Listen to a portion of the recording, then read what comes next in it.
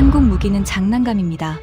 미국 펜타곤 26년 경력 고위 관료가 비웃었습니다. 그가 직접 남중국해에 갔습니다. 15억 원짜리 한국산 미사일 단 한 발, 1조 8천억 원짜리 중국 구축함 3척이 도망쳤습니다. 3초 만에 벌어진 일이었습니다. 펜타곤이 발칵 뒤집혔습니다. 한국 무기의 성능을 조작해온 미국 방산업체의 공작이 들통났기 때문입니다. 그리고 그 관료는 보고서에 단 한 줄을 적었습니다. 미국이 틀렸다. 지금부터 그 충격적인 전말을 공개합니다. 시작하기 전 구독과 좋아요, 그리고 대한민국 파이팅 댓글로 한국을 응원해주세요. 저는 그 순간을 평생 잊지 못할 겁니다. 남중국해 한복판, 필리핀 해군 호위함의 전투정보실 아니었습니다. 제 양손은 철제 난간을 잡고 있었는데 손가락 끝이 하얗게 질릴 만큼 세게 움켜쥐고 있었죠. 심장이 목구멍까지 치밀어 오르는 느낌이었습니다. 모니터 12개가 빼곡히 박힌 전투정보실의 푸른 화면들 위로 빨간 점 3개가 찍혀 있었습니다. 중국 인민해방군 해군 소속 구축함 3척, 한 척당 건조 비용만 1조 8천억 원짜리 최신형 전투함들이 우리를 향해 돌진하고 있었습니다. 옆에 서 있던 필리핀 해군 장교의 이마에 땀줄기가 흘러내렸습니다. 전투정보실 안의 냉방 장치는 분명 가동 중이었는데 실내 공기가 숨막힐 정도로 무거웠어요. 긴장감이 산소를 잡아먹고 있었습니다. 바로 그때였습니다. 한국인 교관 장교가 필리핀 무기통제관에게 짧은 한마디를 건넸습니다. 그 순간 제 귀를 찢는 듯한 전자음이 전투정보실 전체를 뒤흔들었죠. 화면 위에 빨간 점 3개의 노란 조준선이 동시에 걸렸습니다. 3초. 한국산 대함 미사일 해성의 사격 통제 레이더가 중국 구축함 3척을 동시에 물어버리는 데 걸린 시간은 고작 3초였습니다. 하지만 그 3초가 지난 뒤에 벌어진 일은 저의 26년 펜타곤 경력, 그리고 제가 가지고 있던 한국이라는 나라에 대한 모든 생각을 완전히 뒤집어 놓았습니다. 제 이름은 네이선 콜린스입니다. 미국 국방부, 그러니까 펜타곤의 동아시아 태평양 안보정책 부차관보를 26년간 지냈습니다. 이 바다에 오기 전까지 저는 한국이 만든 무기를 단 한 번도 진지하게 생각해 본 적이 없었습니다. 아니, 솔직히 말하면 비웃고 있었습니다. 그런 제가 왜 남중국해 한복판에 서 있게 되었는지, 그리고 그곳에서 무엇을 보았는지 처음부터 이야기해 드리겠습니다. 2달 전의 일이었습니다. 워싱턴 펜타곤 4층 이동복도를 걸어가고 있을 때 제 직속 상관이었던 제임스 패터슨 전 태평양 함대 사령관에게서 전화가 왔습니다.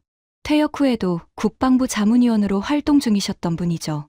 네이선, 자네한테 딱 맞는 일이 하나 생겼어. 패터슨 제독의 목소리는 평소와 달리 무거웠습니다. 필리핀 해군 현대화 사업평가 건의야. 필리핀이 한국산 전투함을 추가 도입하겠다고 의회에 보고했는데 우리 쪽 방산업체들이 난리가 났어. 현장에 가서 한국산 무기체계가 정말 실전에서 통하는 물건인지 아닌지 눈으로 직접 확인하고 보고서를 써줘야겠어. 저는 수화기를 귀에 댄 채 창밖을 바라봤습니다. 펜타곤 창 너머로 포토맥 강이 보였죠. 솔직히 그 순간 제 머릿속에 떠오른 생각은 딱 하나였습니다. 뭘 보고 올 게 있다고. 한국 무기요? 저는 26년간 이 건물에서 전 세계 무기 체계를 평가해 왔습니다. 미국의 로키드 마틴, 레이시온, 제너럴 다이나믹스, 노스롭 그루먼. 세계 최정상급 방산 기업들의 최신 무기들을 제 손으로 직접 만져보고 성능 보고서에 도장을 찍어왔어요. 그런 제 눈에 한국산 무기는 솔직히 말하면 이런 겁니다. 미국이 설계한 원본을 라이선스로 받아서 한국 노동력으로 싸게 조립한 할인 상품. 나쁘지는 않죠. 그런데 원본보다 나을 수는 없잖습니까? 복사본이 원본을 이길 수 없는 건 상식입니다.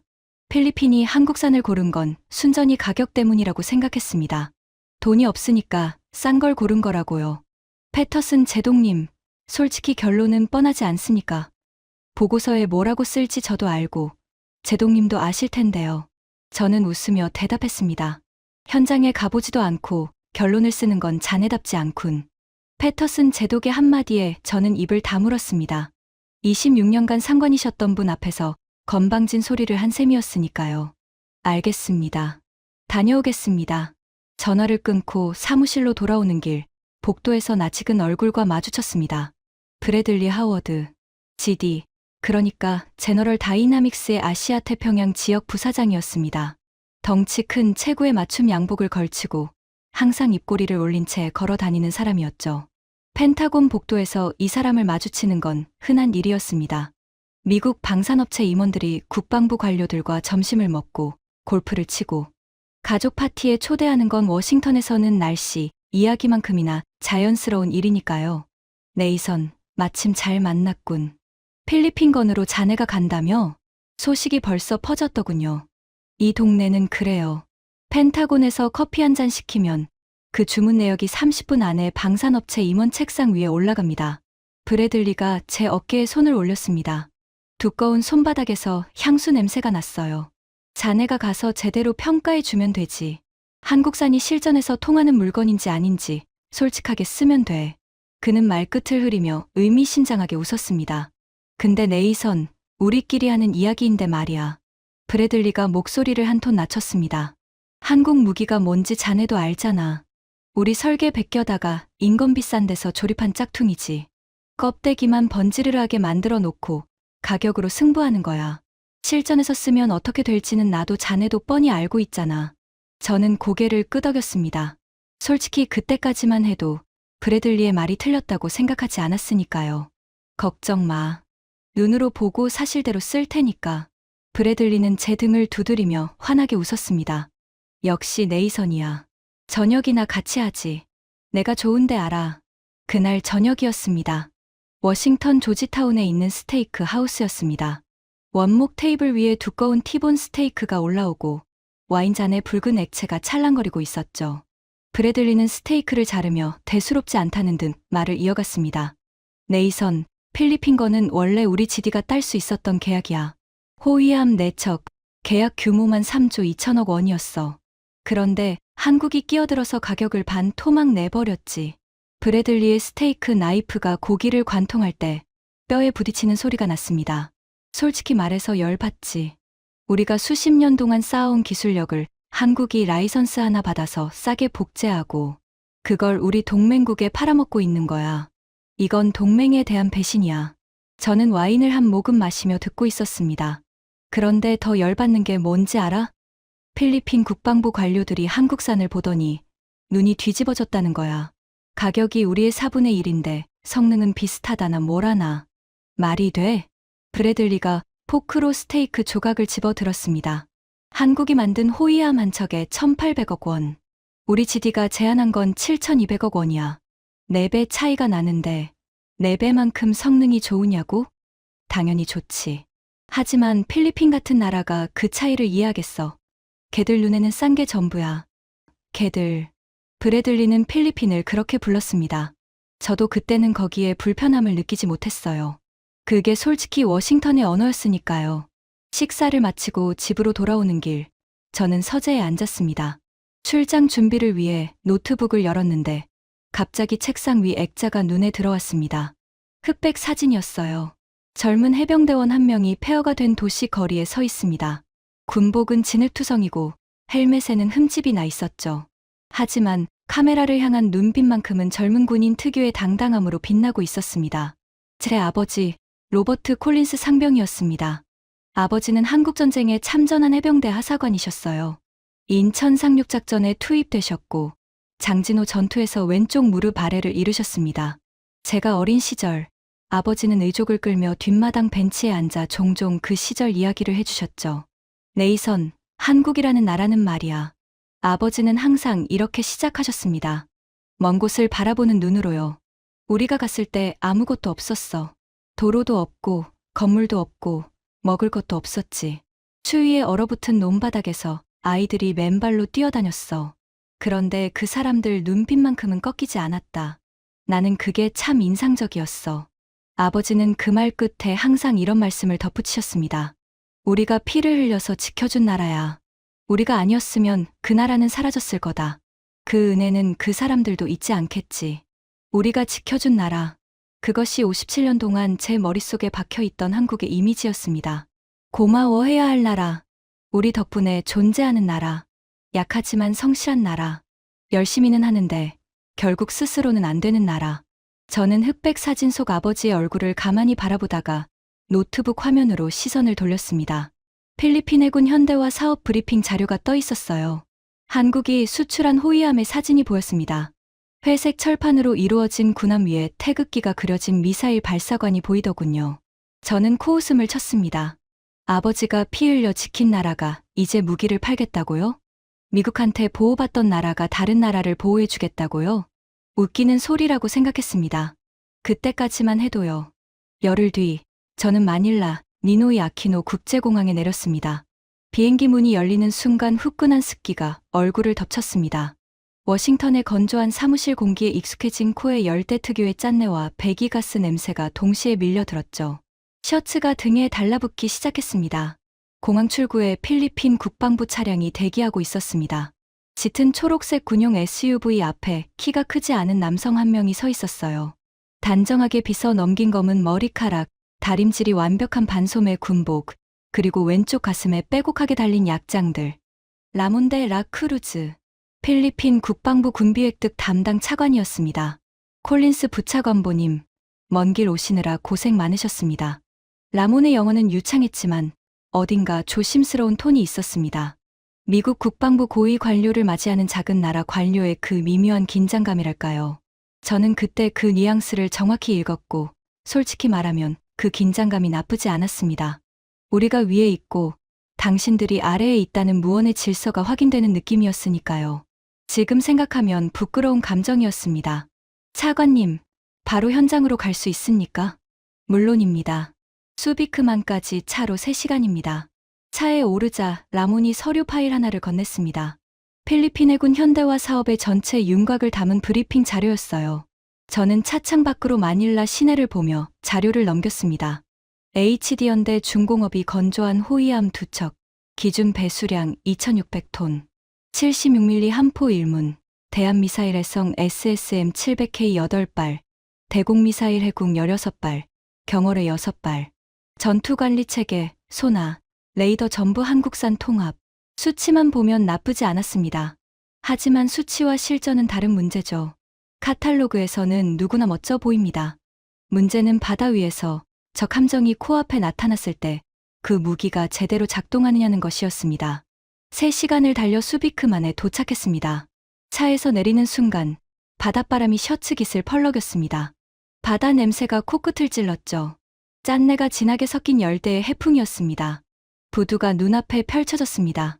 수비크만, 한때 미국 해군이 아시아에서 운용하던 최대 해군기지였던 곳입니다. 제가 아나폴리스 사관학교에 다닐 때 교관들이 입에 침이 마르도록 자랑하던 곳이죠.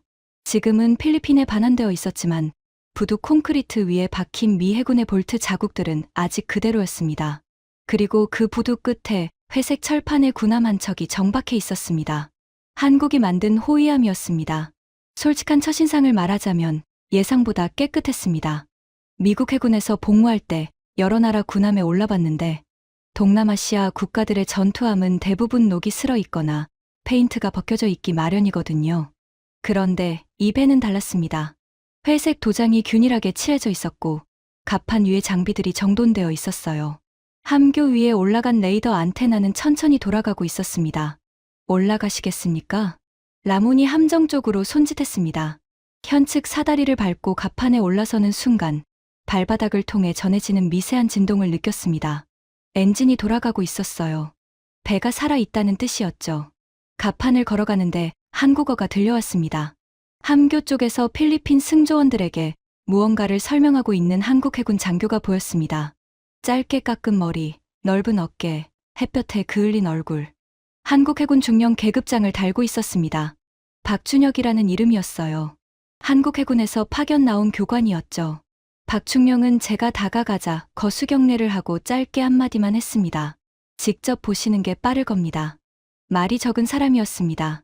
하지만 그 짧은 문장에는 묘한 자신감이 배어 있었어요. 허세가 아니라 자기가 만지고 있는 물건에 대한 확신에서 나오는 종류의 자신감이었습니다. 저는 속으로 생각했죠. 무기 세일즈맨 특유의 포장이겠지. 모든 무기 수출국 교관들은 자기 물건이 최고라고 말하니까. 그때 제 주머니에서 전화가 울렸습니다. 브래들리였어요. 네이선, 도착했어. 한국산 장난감 구경은 잘하고 있나? 브래들리가 웃으며 말했습니다. 잘 둘러보고 와. 그리고 보고서에 한 가지만 확실히 써줘. 실전에서 검증 안 된 무기라고. 그 한 줄이면 충분해. 저는 전화를 끊고 갑판 난간에 기대어 바다를 바라봤습니다. 수비크만 너머로 광활한 남중국해가 펼쳐져 있었습니다. 수평선 위에 뭉게구름이 피어오르고 열대의 태양이 수면 위에 금빛 비늘을 뿌리고 있었죠. 이 바다 어딘가에 중국 해군이 있었습니다.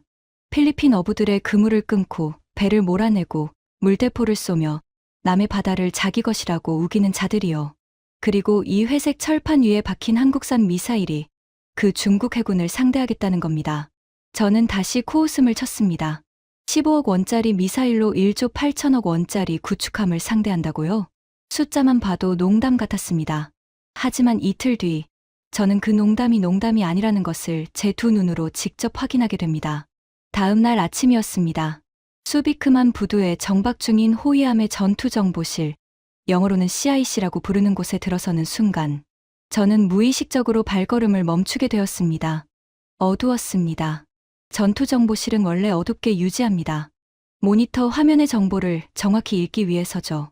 하지만 그 어둠 속에서 푸르게 빛나는 대형 디스플레이, 3개가 벽면을 채우고 있는 광경은 솔직히 말해서 제 예상과 달랐습니다.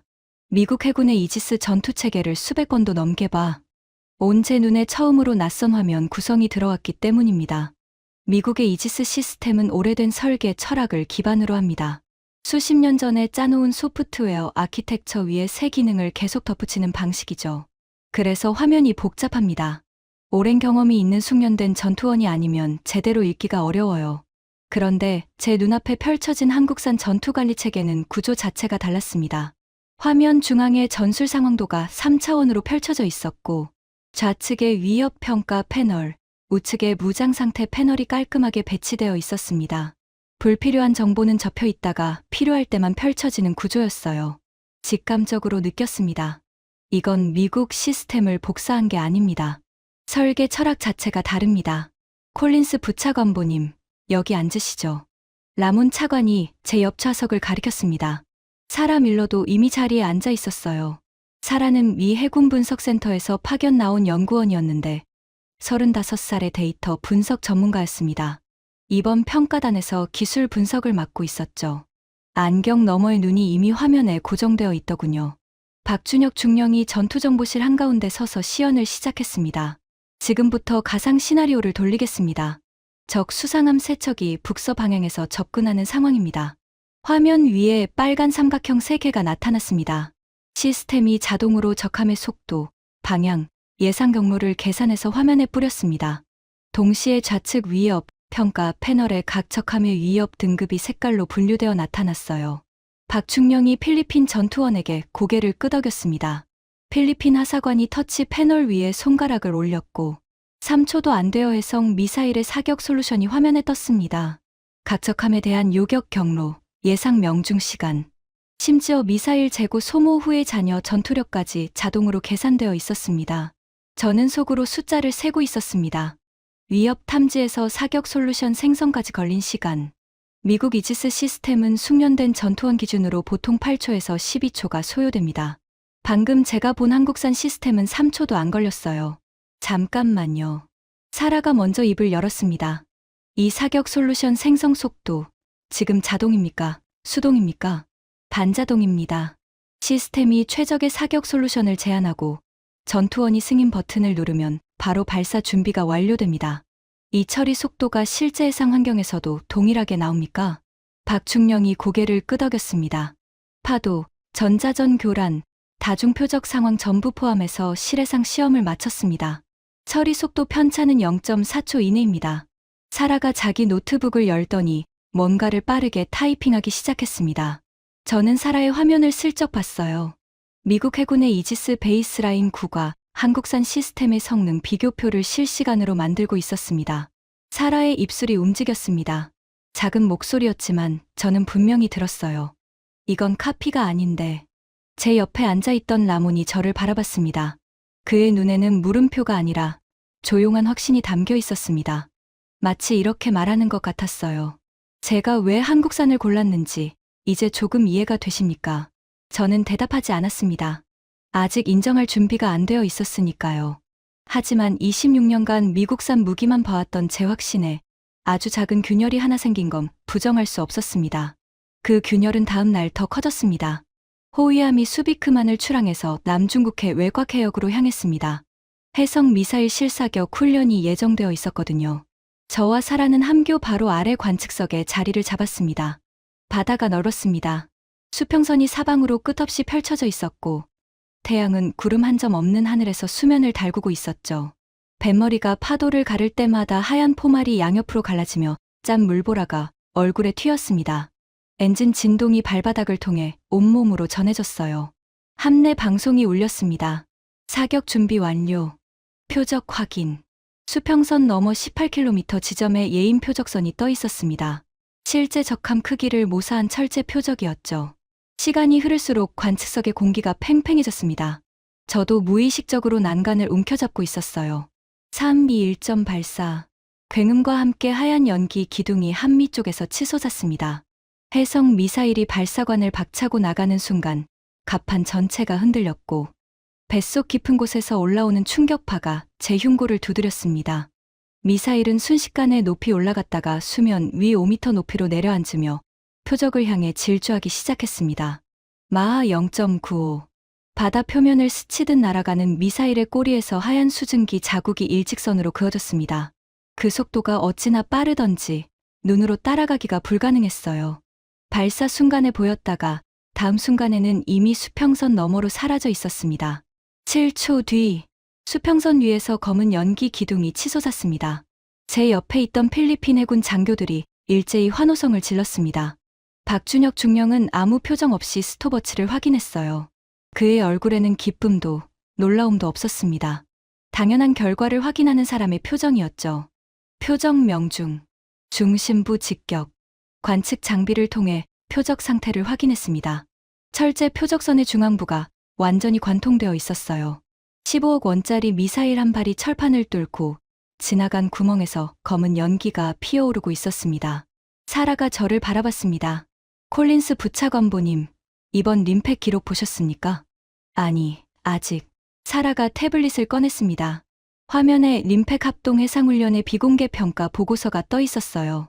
어디서 구했는지는 모르겠지만 사라는 데이터를 찾는 데 있어서 사냥개 같은 사람이었습니다.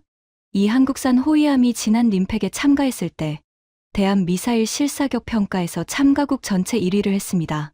명중률 98.7%. 미국 해군 이지스 구축함이 94.2%였고 일본 해상자위대가 91.8%였습니다. 저는 태블릿을 받아들고 숫자를 직접 확인했습니다. 사라가 말한 그대로였어요. 그런데 더 놀라운 건 이겁니다. 사라가 화면을 스크롤했습니다. 림팩 종합평가에서 미 태평양함대 사령관이 직접 코멘트를 남겼는데요. 화면에 짧은 문장이 보였습니다. 미 해군 대장의 서명이 찍힌 공식 평가, 코멘트였어요.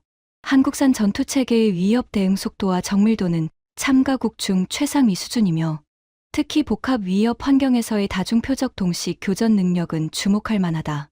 이건 미국 해군 대장이 한 말이었습니다. 가장 정확하고 냉정하게 무기 성능을 평가하는 사람들. 립서비스가 통하지 않는 군인들의 공식 기록이었어요. 저는 태블릿을 사라에게 돌려주며 아무 말도 하지 못했습니다. 바다 바람이 제 얼굴을 쓸고 지나갔는데 그 바람이 유난히 차갑게 느껴졌습니다. 균열이 커지고 있었습니다. 사흘째 되는 날이었습니다. 호위함은 남중국해 스카버러 쇼링근 해역을 순찰하고 있었습니다. 이 해역은 필리핀의 배타적 경제 수역 안에 있지만 중국이 자기 것이라고 우기는 곳이었죠. 중국이 주장하는 이른바 구단선, 남중국해의 90%가 자기네 영토라는 그 억지스러운 점선이 바로 이 해역을 관통하고 있었습니다. 아침 일찍부터 레이더에 소형 선박 수십 척이 잡히기 시작했습니다. 필리핀 어선단이었어요. 작은 나무 배에 그물을 싣고 새벽부터 바다에 나온 어부들이었습니다. 함교에서 쌍안경으로 보니 뱃머리에 풍화한 국기 하나 달고 파도에 출렁이는 조각배들이었죠. 저렇게 작은 배로 이 거친 바다에 나오는 사람들이 대단하다고 생각했습니다. 그런데 10시쯤이었을 겁니다. 레이더에 새로운 접촉이 나타났습니다. 북서 방향에서 빠른 속도로 접근하는 선박 6척. 필리핀 어선과는 비교가 안 되는 크기였어요. 중국 해상 민병대입니다.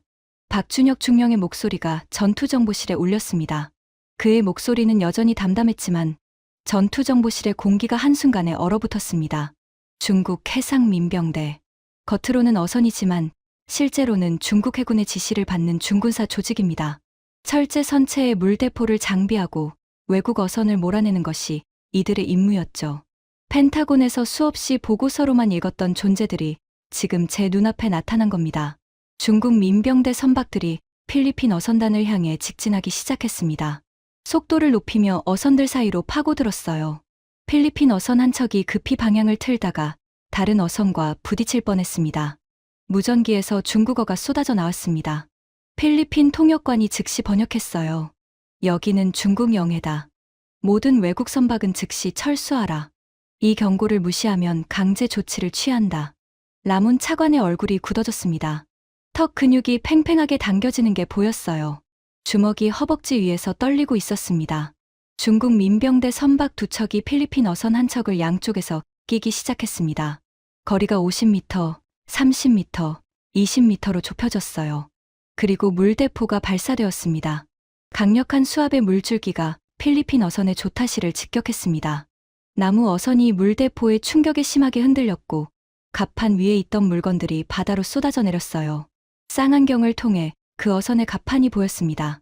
백발의 노인 한 명이 조타실 기둥을 붙잡고 버티고 있었어요. 물대포를 맞으면서도 배에서 떨어지지 않으려고 안간힘을 쓰고 있었습니다. 그의 얼굴에 공포와 분노가 동시에 서려 있는 게 쌍안경 너머로도 보였어요. 저는 이를 악물었습니다.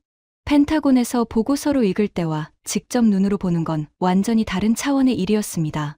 글자 위에 통계가 아니라 살아있는 사람이 물대포를 맞고 있었어요. 그 순간 호위함의 함교에서 명령이 떨어졌습니다. 전속 전진. 어선단 보호 기동. 호위함의 엔진이 굉음을 내며 속도를 올렸습니다. 갑판이 진동하기 시작했고 뱃머리가 들리며 파도를 갈랐습니다. 배 전체가 한 방향으로 쏠리는 느낌에 저는 난간을 두 손으로 움켜잡아야 했어요. 2600톤짜리 한국산 호위함이 물대포를 쏘고 있는 중국 민병대 선박들을 향해 돌진하기 시작한 겁니다. 중국 민병대 선박들이 호위함의 접근을 감지했습니다. 물대포를 멈추고 거리를 벌리기 시작했어요. 하지만 완전히 물러나지는 않았습니다. 그들 뒤에 더 큰 지원 세력이 있다는 걸 알고 있었으니까요. 무전기에서 다시 중국어가 들려왔습니다. 필리핀 군함. 너희는 중국 영해를 침범하고 있다. 즉시 방향을 돌려라. 그렇지 않으면 모든 결과에 대한 책임은 너희에게 있다. 필리핀 함장이 마이크를 집어들었습니다. 여기는 필리핀 배타적 경제수역입니다. 국제법에 따라 우리 어선을 보호할 권리가 있으며 당신들이야말로 불법 행위를 즉시 중단하시기 바랍니다. 중국 측 무전은 잠시 침묵했다가 이전보다 더 거친 어조로 돌아왔습니다. 필리핀 어선과 군함 모두에게 경고한다. 여기는 예로부터 중국의 영해였다. 너희의 조각배 몇 척으로 이 바다의 주인이 바뀌지 않는다. 알겠느냐? 조각배. 그 단어에 라몬 차관의 몸이 미세하게 떨렸습니다. 중국 민병대가 일단거리를 유지하며 물러난 뒤 전투정보실의 긴장이 한 단계 풀렸습니다. 하지만 라몬의 표정은 풀리지 않았어요.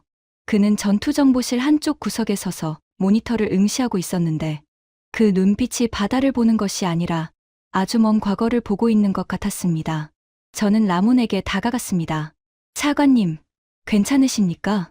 라몬이 잠시 침묵했다가 천천히 입을 열었습니다. 콜린스 부차관보님, 방금 물대포를 맞은 저 어선이 보이십니까? 쌍안경으로 보니 아까 물대포를 맞았던 어선이 비틀거리며 간신히 방향을 잡고 있었습니다. 제 아버지도 어부였습니다. 라몬의 목소리가 낮아졌습니다. 스카버러 숄에서 나고 자란 어부였어요. 아버지의 아버지도 그 아버지의 아버지도 전부 이 바다에서 물고기를 잡으며 살았습니다. 3대째 같은 바다에서 같은 일을 하며 살아온 겁니다. 라몬이 창밖 바다를 바라봤습니다. 제가 12살 때였습니다. 아버지가 새벽에 배를 끌고 나갔다가 해질 무렵에 빈 배로 돌아오셨어요. 그물이 없었습니다. 중국 배가 와서 그물을 통째로 잘라 가버렸거든요. 아버지 손에는 상처가 나 있었는데 그물을 지키려다 밧줄에 손바닥이 찢어진 거였어요. 라몬의 목소리가 미세하게 떨렸지만 그는 눈물을 보이지 않으려고 이를 악물고 있었습니다. 아버지가 현관에 앉아서 찢어진 손바닥을 바라보며 하신 말씀이 아직도 귀에 남아 있습니다. 라몬이 고개를 돌려 저를 똑바로 바라봤습니다. 라모나, 이 바다는 분명히 우리 바다인데 왜 우리는 우리 바다에서 도망쳐야 하는 거냐? 아버지는 그렇게 말씀하셨습니다. 대답을 기다리는 게 아니었어요. 그냥 하늘을 보며 혼잣말을 하신 거였죠. 라몬이 다시 바다를 바라봤습니다. 그 뒤로 아버지는 몇 번이나 더 중국 배에 쫓기셨습니다. 그물을 잘리고 물대포를 맞고 배를 들이받치기도 했어요. 그래도 매일 새벽이면 배를 끌고 나가셨습니다. 이 바다가 우리 바다니까. 여기서 도망치면 더 이상 우리 바다가 아니게 되니까. 라몬이 잠시 말을 멈췄습니다. 아버지는 제가 사관학교에 입학하던 날 돌아가셨습니다. 폐렴이었어요. 병원비가 없어서 늦게 가신 거였죠. 어부는 그래요. 바다에서는 강하지만 육지에서는 약한 사람들이에요. 저는 아무 말도 할 수 없었습니다. 목구멍이 조여왔습니다. 그래서 저는 군에 갔고 국방부까지 올라왔습니다. 단 하나의 목표가 있었어요. 아버지처럼 우리 어부들이 도망치지 않아도 되는 바다를 만드는 것. 그것만 생각하고 30년을 여기까지 왔습니다. 라몬이 전투정보실의 한국산 모니터들을 바라봤습니다. 미국한테 도움을 요청했습니다. 무기를 팔아달라고요. 그랬더니 뭐라고 했는지 아십니까? 검토하겠답니다. 절차를 밟겠답니다. 의회 승인이 필요하답니다. 3년을 기다렸는데 답이 안 왔어요. 라몬의 눈에 뭔가가 스쳤습니다. 분노도 아니고 원망도 아닌 담담한 실망이었습니다. 프랑스에도 갔습니다. 가격을 들으니 우리 국방 예산의 절반이더군요. 일본에도 가봤는데 무기 수출 경험이 없어서 납기를 보장 못하겠답니다. 라몬이 저를 바라봤습니다. 한국에 갔습니다. 울산에 있는 조선소에 갔어요. 거기서 처음으로 누군가 이렇게 말해줬습니다. 당신들이 필요한 것을 만들어 드리겠습니다. 기술도 가르쳐 드리겠습니다. 돈이 부족하면 우리가 방법을 찾겠습니다. 라몬의 목소리가 흔들렸습니다. 콜린스 부차관보님, 저는 그 말을 듣고 울었습니다. 30년 동안 문을 두드렸는데 처음으로 문이 열렸거든요. 저는 아무 대답도 하지 못했습니다. 전투정보실의 푸른 모니터 불빛이 라몬의 젖은 눈을 비추고 있었습니다. 그리고 저는 깨닫기 시작했습니다. 이 배가 단순히 철판과 미사일로 이루어진 무기가 아니라는 것을요. 이 배는 아버지의 바다를 되찾겠다는 한 사람의 30년 집념이 그 집념에 응답한 한국이라는 나라의 기술이 만나서 태어난 것이었습니다. 그날 밤이었습니다.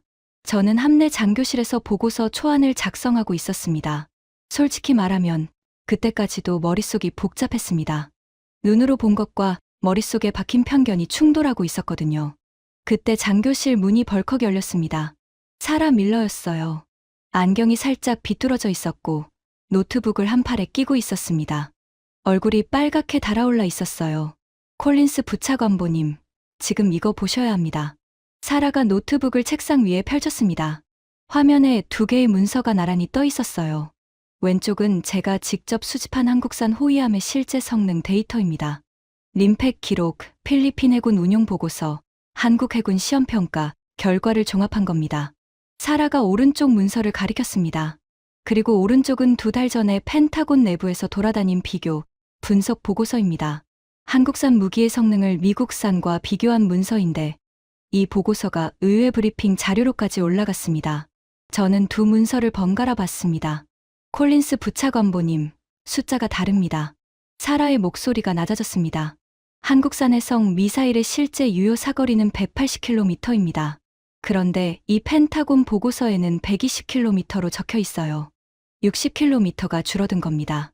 사라가 화면을 스크롤했습니다. 전투체계 반응 속도, 실제 시험에서 위협 탐지부터 사격 솔루션 생성까지 3초 미만이었습니다. 방금 우리가 직접 확인했잖아요. 그런데 이 보고서에는 8초라고 적혀 있습니다. 미국 이지스와 같은 수준으로 맞춰놓은 거예요. 사라가 노트북 화면을 저에게 돌렸습니다. 레이더 탐지 거리, 대공방어 범위, 함포 명중률, 전부 실제보다 20%에서 40%까지 축소되어 있습니다. 누군가 조직적으로 한국산 성능을 깎아내리고 미국산과의 격차를 없는 것처럼 보이게 만든 겁니다. 저는 사라의 눈을 바라봤습니다. 누가 이걸 작성했지? 사라가 문서의 마지막 페이지를 펼쳤습니다. 작성 기관과 검토자 서명이 적혀 있었어요. 작성 기관은 미 국방부 산하 연구기관이었는데 검토자 서명란에 적힌 이름 옆에 소속이 하나 더 보였습니다. 자문위원 브래들리 하워드, GD 아시아 태평양 부사장. 심장이 쿵 내려앉았습니다. 브래들리. 그 자가 한국산 무기의 성능 데이터를 의도적으로 조작해서 펜타곤 내부에 유포한 겁니다. 한국산이 실전에서 못 쓰는 물건이라는 인식을 심어서 필리핀이 미국산으로 돌아서게 만들려는 공작이었어요. 저는 그 순간 등골이 서늘해졌습니다. 제가 26년간 품어왔던 한국산에 대한 편견, 그 편견의 상당 부분이 이런 식으로 누군가가 의도적으로 만들어낸 왜곡된 정보에 기반하고 있었을 수도 있다는 생각이 들었으니까요. 저는 두 손으로 얼굴을 감쌌습니다. 손바닥 사이로 형광등 불빛이 새어 들어왔습니다. 사라, 이 데이터 원본 전부 보관해둬.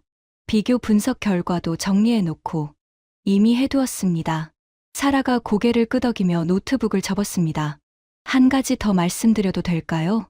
사라가 문 앞에서 돌아봤습니다. 저는 데이터를 다루는 사람입니다. 감정으로 판단하지 않습니다. 그래서 말씀드리는 건데요. 사라가 저를 똑바로 바라봤습니다. 숫자가 거짓말을 안 합니다. 한국산 무기 체계는 가격 대비 성능에서 미국산을 앞서고 있어요. 일부 항목에서는 가격과 관계없이 절대 성능 자체가 더 높습니다. 이건 제 감정이 아니라 데이터의 결론입니다. 사라가 장교실을 나갔습니다. 저는 혼자 남아서 한참을 앉아 있었습니다. 창문 너머로 남중국해의 밤바다가 보였습니다. 달빛이 수면 위에 은빛 길을 만들고 있었고 멀리서 파도 소리가 규칙적으로 들려왔습니다. 그때 전화가 울렸습니다. 브래들리였어요.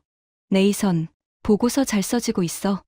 한국산 장난감 구경은 실컷 했겠지. 빨리 마무리하고 돌아와. 내가 의회 브리핑 자리 잡아놨으니까. 저는 전화기를 잡은 손에 힘이 들어가는 걸 느꼈습니다. 이 사람이 데이터를 조작했다. 미국의 국익이라는 포장 아래 자기 회사의 계약을 따내기 위해 한 나라의 안보를 장난감 취급하며 숫자를 주물렀다. 그리고 저 바다 어딘가에서 라몬의 아버지 같은 어부들이 목숨을 걸고 배를 몰고 있었습니다. 브래들리. 저는 최대한 담담하게 말했습니다. 보고서는 내가 쓸 테니까 내가 신경 쓸 필요 없어. 전화 너머에서 잠깐 침묵이 흘렀습니다. 네이선, 무슨 뜻이야? 우리 같은 편 아니야? 보고서는 사실대로 쓸 거야. 그게 전부야. 전화를 끊었습니다. 손이 떨리고 있었어요. 26년간 같은 편이라고 생각했던 사람에게 처음으로 거리를 둔 순간이었습니다. 나흘째 아침이었습니다. 레이더에 새로운 접촉이 잡혔을 때 전투정보실의 공기가 완전히 다른 것으로 바뀌었습니다.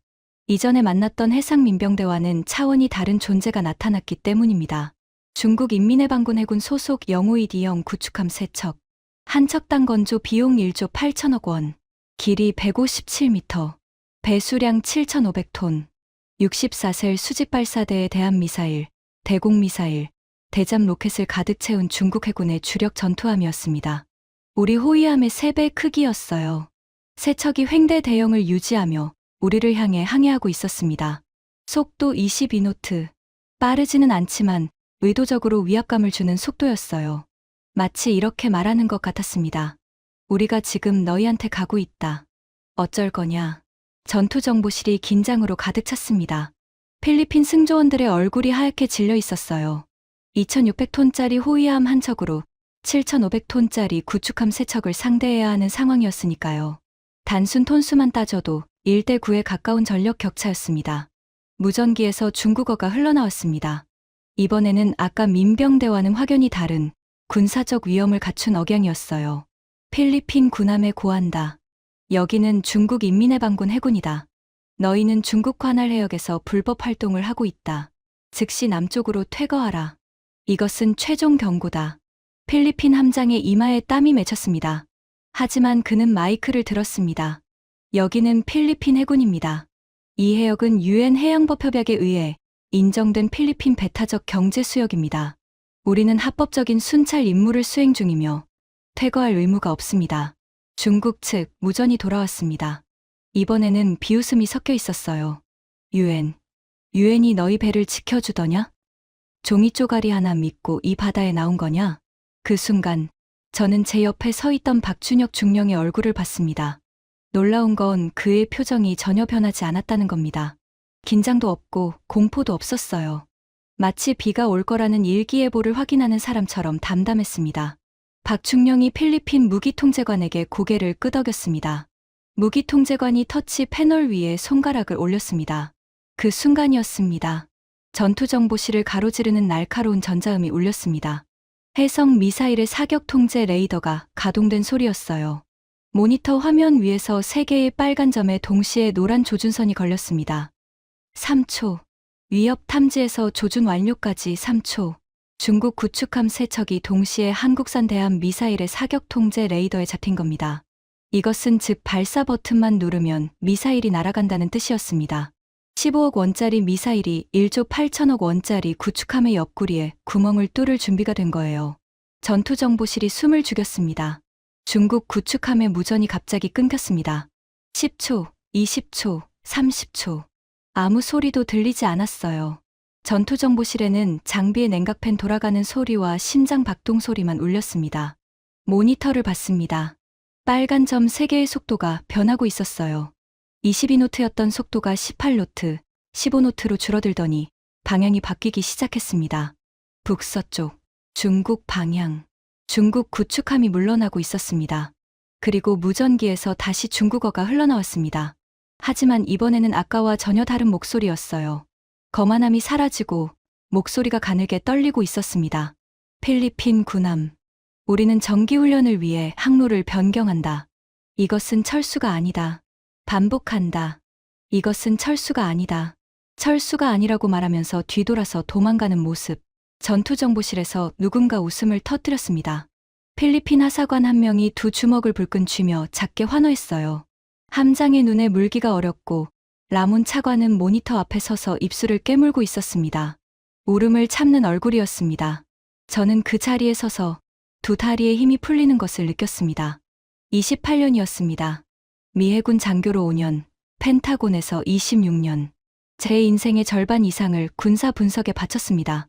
전 세계의 해전 시나리오를 수백 번 시뮬레이션하고 수천 페이지의 전투 보고서를 읽었어요. 하지만 이렇게 깔끔하게 한 발의 미사일도 쏘지 않고 사격 통제 레이더의 전자파 한 줄기만으로 적의 구축함 3척을 물러서게 만드는 장면은 태어나서 처음이었습니다. 그리고 그것을 가능하게 한 건 미국이 만든 무기가 아니었습니다. 한국이 만든 무기였습니다. 15억 원짜리 미사일이 1조 8천억 원짜리 구축함을 물러서게 만든 겁니다. 가격 비율로 따지면 1200분의 1점, 교환비로 따지면 역사상 가장 효율적인 억제력이었어요. 저는 박준혁 중령을 바라봤습니다. 그는 여전히 담담한 표정이었습니다. 하지만 그 입꼬리가 아주 미세하게 올라가 있는 것을 저는 놓치지 않았어요. 그 미소가 모든 것을 말해주고 있었습니다. 우리가 만든 물건이 해야 할 일을 했다. 그뿐이다. 저는 그 순간 깨달았습니다. 이 사람들은 허세를 부리는 게 아니었습니다.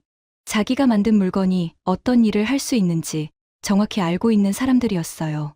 그래서 말이 적었던 겁니다. 증명해야 할 것이 없으니까 떠들 필요가 없었던 거죠.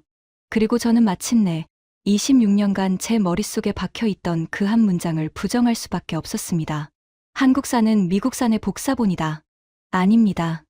아니었습니다. 이건 복사본이 아니었어요. 마닐라로 돌아온 날 밤이었습니다. 호텔 방 책상 위에 노트북을 펼쳐놓고 저는 커서가 깜빡이는 빈 화면을 2시간째 바라보고 있었습니다. 에어컨 바람이 등을 식히고 있었지만 손바닥에는 땀이 배어 있었어요. 커피는 이미 3잔째 식어가고 있었습니다. 제가 써야 할 보고서의 제목은 간단했습니다. 필리핀 해군 현대화 사업 무기체계 적합성 평가 보고서. 이 보고서에 어떤 결론을 쓰느냐에 따라 필리핀 해군이 앞으로 어떤 나라의 무기를 사느냐가 결정됩니다. 수조 원짜리 계약이 걸린 문서였어요. 하지만 제 머릿속에서 싸우고 있던 건 돈이 아니었습니다.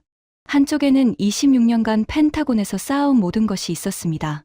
미국 방산업체들과의 관계, 동료들의 신뢰, 워싱턴에서의 입지. 미국산이 최고라는 보고서를 쓰면 모든 것이 제자리에 머뭅니다.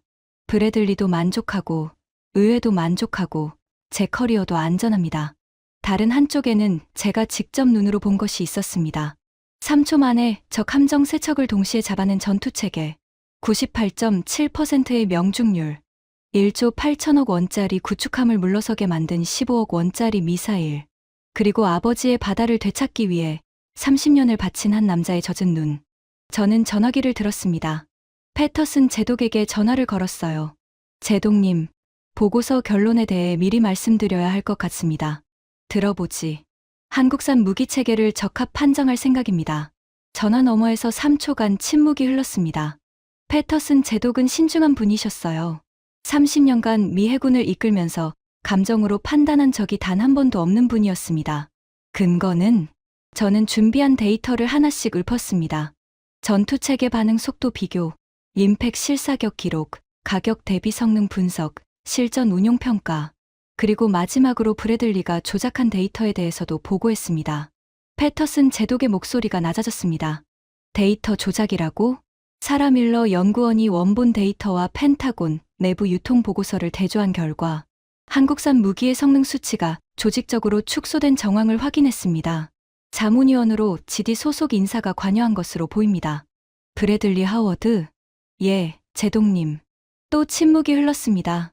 이번에는 더 길었어요. 네이선, 자네가 현장에서 직접 본 것을 사실대로 쓰게. 나도 데이터를 직접 검토하겠네. 알겠습니다. 전화를 끊고 저는 키보드에 손을 올렸습니다. 그리고 써 내려가기 시작했습니다. 다음 날 오후, 보고서 초안을 들고 마닐라 시내의 한 호텔 회의실로 향했습니다. 패터슨 제독이 화상으로 참여하고 사라와 라문 차관, 그리고 평가당 관계자 6명이 자리에 앉아 있었어요. 회의실 한쪽에 대형 모니터가 설치되어 있었고 워싱턴에서 패터슨 제독의 얼굴이 화면에 떠 있었습니다. 그리고 회의실 뒷문으로 한 사람이 들어왔습니다. 브래들리 하워드. 그가 왜 마닐라에 있는지 저는 알고 있었습니다. 제가 한국산에 유리한 보고서를 쓸 거라는 정보를 입수하고 직접 날아온 거였죠. 맞춤 양복에 금색 커프스 버튼, 그리고 입꼬리에 걸린 그 특유의 여유로운 미소. 브래들리는 회의실 맨 뒤에 앉으며 저와 눈을 마주쳤습니다. 눈빛에 경고가 담겨 있었어요. 잘 생각해라, 네이선. 저는 그 시선을 정면으로 받았습니다. 그리고 모니터 앞에 서서 보고서를 읽기 시작했습니다. 본 평가관은 4일간의 현장 실사를 통해 한국산 호위함 무기체계의 실전 적합성을 확인했습니다. 전투관리 체계의 위협 대응 속도는 미국산 이지스 베이스라인 9 대비 60% 이상 빠르며 대함 미사일 해성의 실사격 명중률은 림팩 참가국 중 최상위권입니다. 브래들리의 미소가 사라졌습니다. 가격 대비 성능 지수에서 한국산 호위함은 미국산 대비 4배 이상의 효율을 보이며 이는 필리핀과 같이 국방 예산이 제한적인 국가에게 전략적으로 최적의 선택지입니다. 브래들리의 얼굴이 빨갛게 달아오르기 시작했습니다. 또한 현장 실사 과정에서 한국산 무기체계의 성능 수치가 의도적으로 축소된 내부 보고서가 유통되고 있음을 확인했습니다. 해당 보고서의 자문위원 명단에 특정 방산업체 소속 인사가 포함되어 있어 이해 충돌 가능성에 대한 별도 조사가 필요합니다. 브래들리가 자리에서 벌떡 일어났습니다. 이건 말도 안 돼. 네이선, 자네 지금 뭘 하는 거야? 미국 방산업의 이익을 한국한테 갖다 바치겠다는 거야? 회의실이 조용해졌습니다. 모든 시선이 브래들리에게 쏠렸어요. 자네가 현장에서 본 게 뭔데? 고작 미사일 한 발 쏘는 거 보고 감동받았어. 그건 쇼야, 네이선. 세일즈 쇼라고. 실전은 달라. 한국은 전쟁을 해본 적이 없잖아. 미국 해군 200년 역사를 한국의 카탈로그 몇 장이 대신할 수 있다고 생각해? 브래들리의 목소리가 점점 높아졌습니다. 필리핀 같은 나라가 한국산을 골라서 뭘 하겠어? 중국 앞에서 한국 꼬리표 달린 장난감으로 버틸 수 있을 것 같아. 그 순간 화면 속 패터슨 제독이 입을 열었습니다. 하워드 씨. 제독의 목소리는 낮았지만 그 한마디에 회의실 전체가 얼어붙었습니다. 제독은 30년간 태평양 함대를 지휘한 사람입니다. 그의 음성에는 수만 명의 장병을 이끌어온 무게가 실려 있었어요. 데이터를 조작한 것에 대해서는 국방감찰실에 보고하겠습니다. 그리고 한 가지 분명히 해두지요. 패터슨 제독이 화면 너머에서 브래들리를 똑바로 바라봤습니다. 콜린스 부차관보의 보고서를 검토한 결과 현장 데이터와 분석 근거가 충분합니다. 본 자문위원은 한국산 무기체계 적합 판정에 동의합니다. 브래들리의 얼굴에서 핏기가 빠졌습니다. 입술을 달싹거렸지만 아무 소리도 나오지 않았어요. 회의실 안에 누구도 그를 편들지 않았습니다. 그는 혼자였어요. 자기가 만들어 놓은 거짓의 성이 무너지는 순간 그 안에 함께 있어 줄 사람은 아무도 없었습니다. 브래들리가 서류 가방을 집어들고 회의실을 나갔습니다. 문이 닫히는 순간 묵직한 소리가 울렸어요. 그것은 수십억 달러짜리 로비의 실패를 알리는 소리이기도 했고, 미국 방산업체의 오만이 깨지는 소리이기도 했습니다. 회의실에 잠시 침묵이 흘렀습니다. 그때 회의실 구석에 조용히 앉아 있던 박준혁 중령이 처음으로 제 쪽을 바라봤습니다. 이 사람은 나흘 내내 필요한 말 외에는 입을 열지 않았던 사람이었어요. 콜린스 부차관보님. 박중령의 목소리가 조용히 울렸습니다. 저도 한 가지 말씀드려도 되겠습니까? 저는 고개를 끄덕였습니다. 우리 한국도 한때 약했습니다. 6.25 전쟁 때 미국이 아니었으면 나라가 사라졌을 겁니다. 부차관보님 아버지께서 흘리신 피로 우리나라가 살아남았어요. 그건 한국 사람이라면 누구도 잊지 않습니다. 박중령이 잠시 말을 멈췄습니다. 하지만 약했던 시절을 기억하는 나라는 지금 약한 나라가 어떤 심정인지 압니다. 문을 두드려도 아무도 열어주지 않을 때 그 앞에서 얼마나 막막한지 알고 있어요. 박중령이 창밖을 바라봤습니다. 마닐라 시내 너머로 남중국해 쪽 하늘이 붉게 물들고 있었어요. 우리가 무기를 만들어서 파는 건 돈을 벌기 위해서만이 아닙니다. 우리가 약했을 때 누군가 손을 내밀어 줬던 것처럼 지금 약한 나라에 손을 내미는 겁니다. 그게 우리가 무기를 만드는 이유입니다. 회의실이 고요했습니다. 저는 그 자리에서 아무 말도 하지 못했습니다. 목구멍이 메어왔기 때문이었어요. 57년간 제 머릿속에 있던 한국이라는 나라의 이미지가 그 순간 완전히 바뀌었습니다. 우리가 지켜준 나라가 아니었습니다. 스스로 일어서서 이제 다른 나라를 지켜주는 나라였습니다. 모든 일정을 마치고 미국으로 돌아온 건 그로부터 사흘 뒤였습니다. 워싱턴에 도착한 날은 가을이 시작되는 시점이었어요. 공기가 건조하고 서늘했습니다. 마닐라의 뜨거운 습기가 그리울 줄은 몰랐습니다. 집에 짐을 풀지도 않고 저는 차를 몰고 한 곳으로 향했습니다. 알링턴 국립묘지. 하얀 비석들이 잔디밭 위에 끝없이 줄지어 서 있었습니다. 석양빛이 비석 위에 금빛을 뿌리고 바람에 성조기가 펄럭이고 있었어요. 발밑의 잔디가 구두 밑에서 부드럽게 밟혔습니다. 아버지의 비석 앞에 섰습니다. 로버트 제이. 콜린스 상병. 미합 중국 해병대. 한국전 참전. 비석 위에 낙엽이 한 장 올라가 있었어요. 저는 무릎을 꿇고 그 낙엽을 조심스럽게 치웠습니다. 비석의 차가운 대리석 표면에 손가락 끝이 닿았을 때 가슴 깊은 곳에서 뜨거운 것이 치밀어 올라왔습니다. 저는 주머니에서 사진 한 장을 꺼냈습니다. 남중국해에서 찍은 사진이었어요. 한국산 호위함의 갑판 위에 필리핀 해군 장병들이 서 있고 그 뒤로 광활한 바다가 펼쳐져 있었습니다. 갑판 위에는 해성 미사일 발사관이 보였고 함교에서 태극기가 바닷바람에 나부끼고 있었죠. 저는 그 사진을 아버지 비석 앞에 세워놓았습니다. 아버지. 목소리가 떨렸습니다. 아버지가 피 흘려 지킨 나라가 있었잖아요. 폐허만 남은 땅에서 맨발로 뛰어다니던 아이들의 나라. 아버지는 그 나라가 우리 은혜를 잊지 않을 거라고 하셨죠. 바람이 비석 사이를 지나갔습니다. 나무잎들이 바스락거리는 소리가 났어요. 아버지 말씀이 맞았습니다. 그들은 잊지 않았어요. 저는 깊게 숨을 들이쉬었습니다. 하지만 아버지가 예상하지 못한 것이 하나 있었습니다. 사진 속 호위함이 석양빛에 물들어 있었습니다. 그 나라는 단순히 은혜를 기억하는 데서 멈추지 않았어요.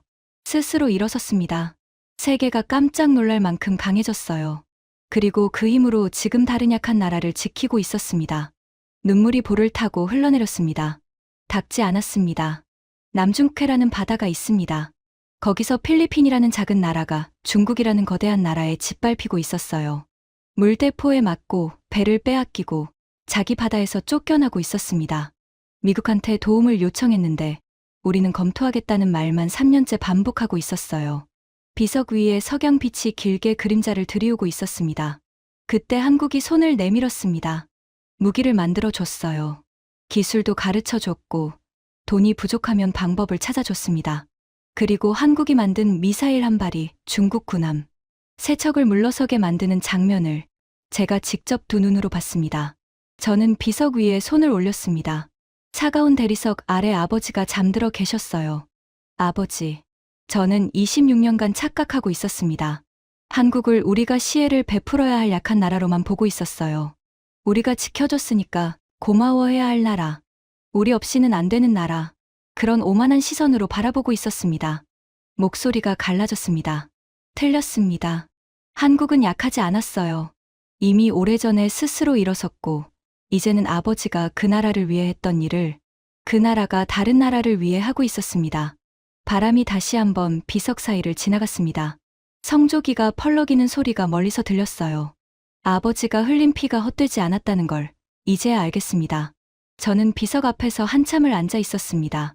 해가 지고 있었습니다. 알링턴의 하얀 비석들이 주황빛에서 보랏빛으로, 보랏빛에서 남색으로 물들어갔어요. 수만 명의 군인들이 잠들어 있는 이 언덕 위에서 저는 처음으로 한국이라는 나라의 진짜 모습을 이해할 수 있었습니다. 그들은 강해지기 위해 강해진 것이 아니었습니다. 약했던 기억이 있기에 약한 누군가의 편에 서기 위해 강해진 것이었습니다. 그것이 대한민국이 만드는 무기에 담긴 진짜 힘이었습니다. 일어서며 아버지의 비석을 마지막으로 한번 쓸어내렸습니다. 대리석이 차갑지 않았어요. 석양의 온기가 아직 남아 있었습니다. 마치 아버지가 제 손을 잡아주시는 것 같았죠. 감사합니다, 아버지. 제 이름은 네이선 콜린스입니다. 미국 국방부에서 26년간 전 세계의 무기를 평가한 사람입니다. 그리고 저는 이제 자신 있게 말할 수 있습니다. 대한민국이 만든 무기는 장난감이 아니었습니다. 그것은 약자의 편에 서겠다는 한 나라의 의지였고, 자신이 겪었던 고통을 다른 나라에게는 겪지 않게 하겠다는 약속이었습니다. 지금 이 순간에도 남중국해의 파도 위에 한국이 만든 회색 철판의 배가 떠 있습니다. 그 배 위에는 아버지의 바다를 지키겠다고 맹세한 필리핀 장병들이 서 있고, 그 장병들의 손끝에는 3초 만에 적의 심장을 꿰뚫을 수 있는 한국산 미사일이 장전되어 있습니다. 그 바다를 넘보는 자들에게 저는 한마디만 하고 싶습니다. 함부로 건드리지 마십시오. 그 작은 나라의 배 뒤에는 대한민국이 서 있습니다. 지금까지 펜타곤 26년 경력의 미국 관료가 남중국해에서 경험한 충격적인 이야기였습니다. 대한민국이 만든 무기가 지금 이 순간에도 누군가의 바다를 지키고 있습니다. 이 이야기가 가슴 뿌듯하셨다면 주변에 널리 공유해주세요. 구독과 좋아요도 부탁드립니다. 지금까지 감동날다였습니다. 감사합니다.